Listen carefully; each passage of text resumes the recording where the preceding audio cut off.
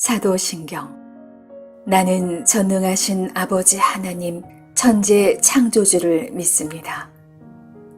나는 그의 유일하신 아들 우리 주 예수 그리스도를 믿습니다. 그는 성령으로 잉태되어 동정녀 마리아에게서 나시고 본디오 빌라도에게 고난을 받아 십자가에 못 박혀 죽으시고 장사한 지 사흘 만에 죽은 자 가운데서 다시 살아나셨으며 하늘에 오르시어 전능하신 아버지 하나님 우편에 앉아 계시다가 거기로부터 살아있는 자와 죽은 자를 심판하러 오십니다.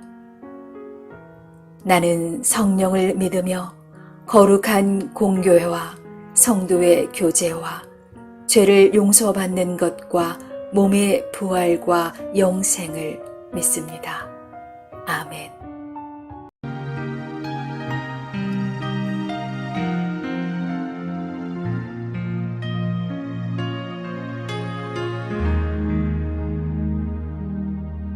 내 주 은혜 강가로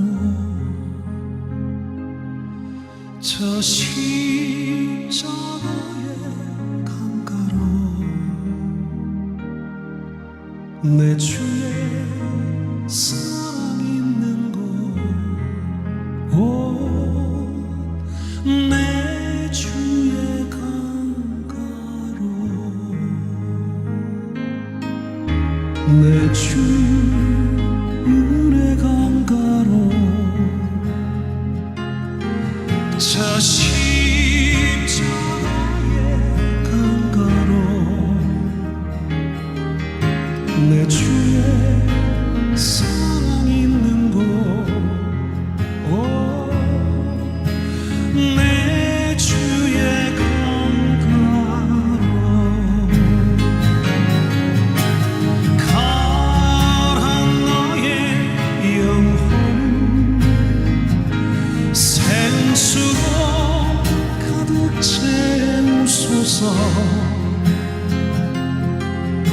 피곤한 내 영혼 위에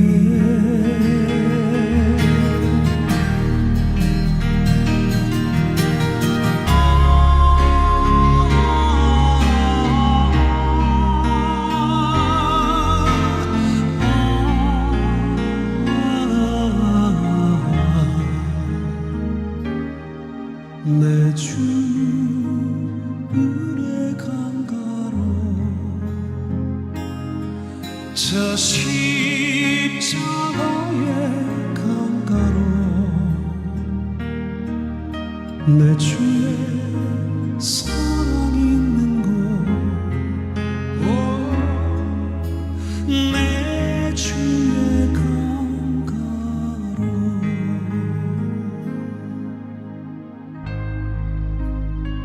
하나님, 우리들의 하나님, 지금 내가 이 세상에 살고 있지만 이 세상에는 나 같은 마음, 나와 똑같은 마음을 가진 사람은 한 사람도 없습니다. 아버지도 엄마도 내 자식들, 아들도 딸도 친구도 이웃도 형제도 내가 사랑하는 아내도 남편도 내 마음 같지 않습니다. 그렇지만 내 손을 꼭 붙잡아 주시는 예수님, 내 손을 꼭 잡고 가자고 하시는 예수님 계시는 그 은혜의 강가로, 그 십자가의 물가로 내가 갈 수 있다면 나는 그곳에서 비로소 예수님이 이루어 주시는 평강의 안식 가운데 영원한 사랑을 이룰 수 있겠나이다. 나와 함께 동행하여 주옵소서. 가란 너의 영혼 생수로 가득 채우소서 피곤한 내 영혼 위에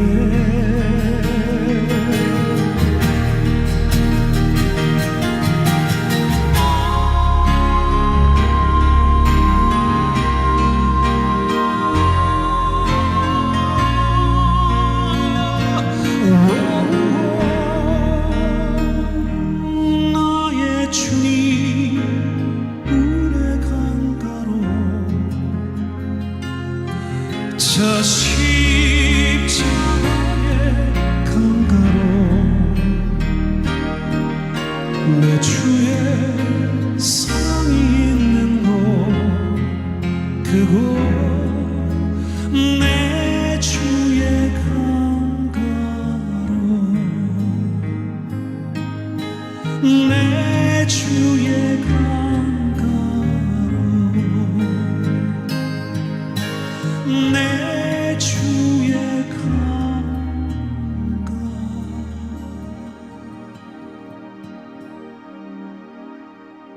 우리는 예수님이 계시는 그 은혜의 강가에서 그 십자가의 물가에서 이제와 영원까지 예수님과 함께하기를 간절히 소망합니다. 우리들과 영원까지 함께하여 주옵소서.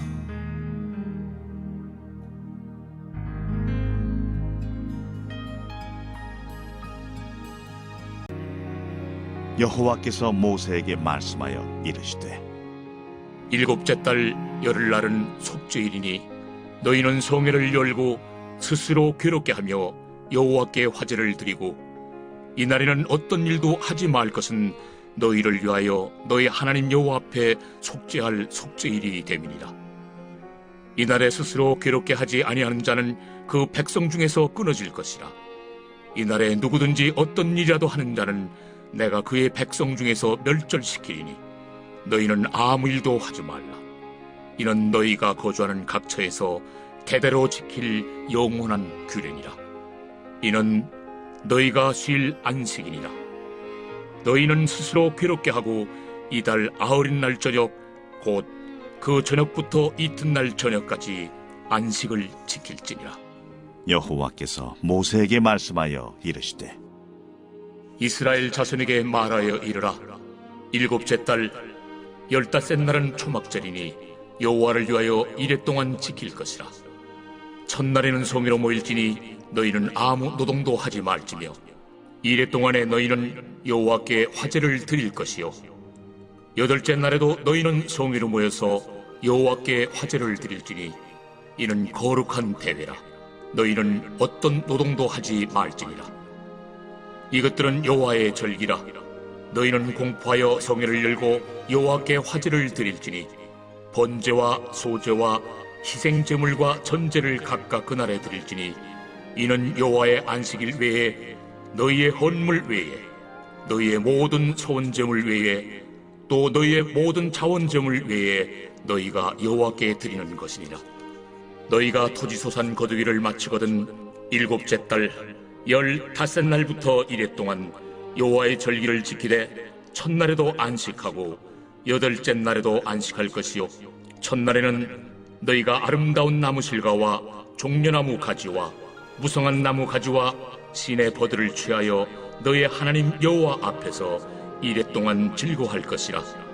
너희는 매년 이레 동안 여호와께 이 절기를 지킬지니 너희 대대의 영원한 규례라.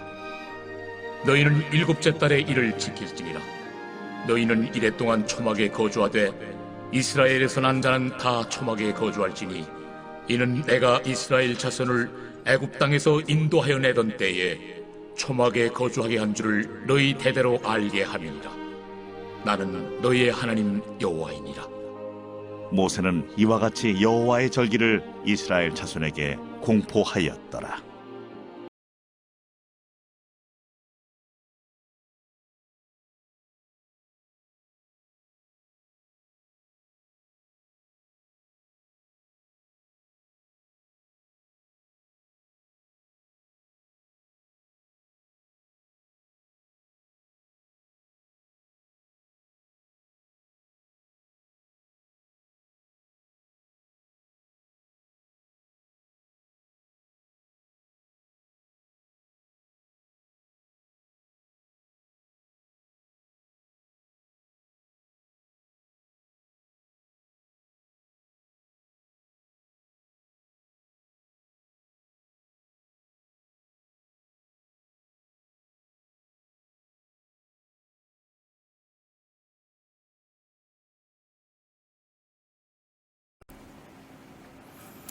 샬롬. 오늘 하루도 하나님의 사랑과 평강이 우리 삶에 넘칠 수 있기를 원합니다. 오늘 함께 읽은 말씀은 속죄일과 그리고 초막절에 대해서 말씀해 주시고 있습니다. 이스라엘 백성들은 그 대속죄일에 29절과 32절을 보면 스스로 괴롭게 하라라고 명령합니다. 이 말은 자학하라는 말이 아니고 하나님 앞에서 금식하며 회개하라는 말씀입니다.